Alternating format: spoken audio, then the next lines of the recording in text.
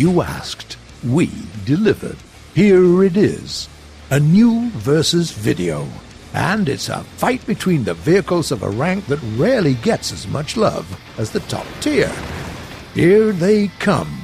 The first contender is the glorious T-34. No, not the Soviet one.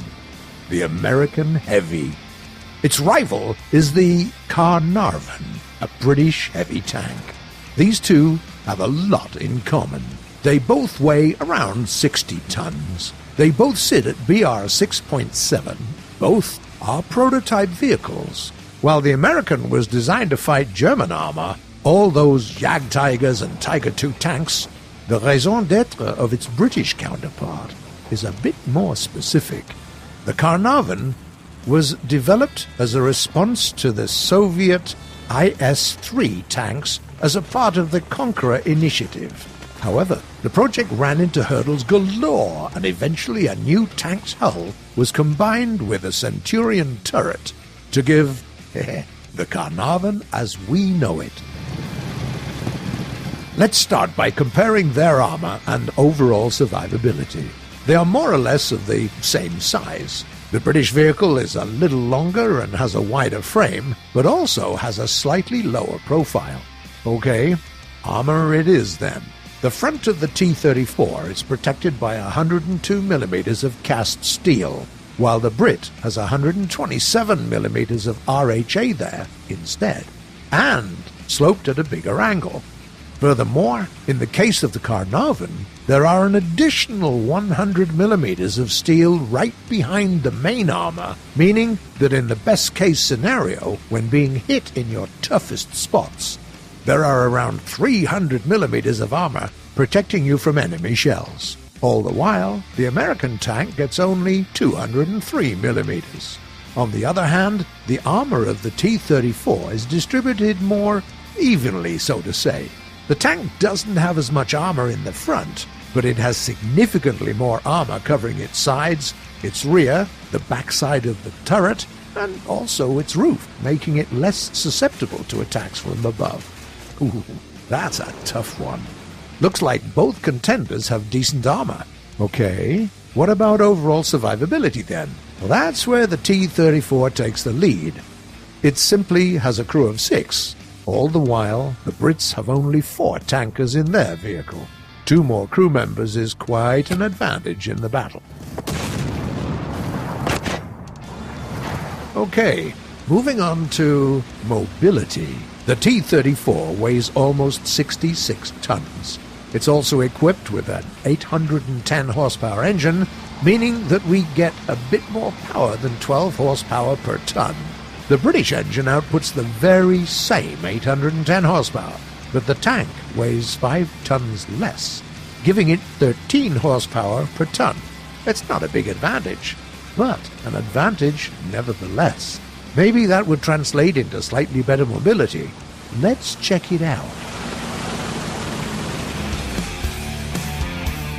Nope, not even a little bit. Check for yourselves. The American tank can reach the speed of 35 kph when going forwards, and 13 kph in reverse. The Carnarvon has the max speed of 34 kph and can only reach the speed of 11 kph when going backwards. So there's no advantage, is there? Well, take a look at our contenders turning on the spot.